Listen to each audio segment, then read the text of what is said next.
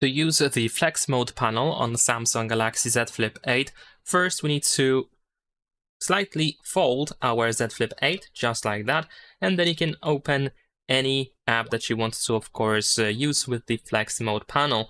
If the app supports split screen, I believe it needs to support split screen, then here, at least by default, we should be able to find this Flex Mode button. You can actually drag it into any position that is convenient for you, and then if you tap on it, you will activate that Flex Mode. So over here we have the touchpad, which we can use to use the cursor. Over here on the right side we have the scrolling panel, which we can use to, of course, scroll up and down. Over here we also have an option that allows you to activate the split screen view. We have this button that allows you to show notifications. We have the screenshot button as well, and we can toggle the touchpad over here. You can also tap on the three dots to find some additional options that you might want to check out. And if you tap on this button in the bottom left corner, you will simply exit the Flex Mode panel and return to the normal view.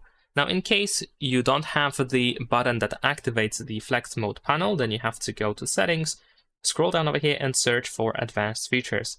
Then over here we have the Flex Mode panel, and you just want to make sure that it is enabled here.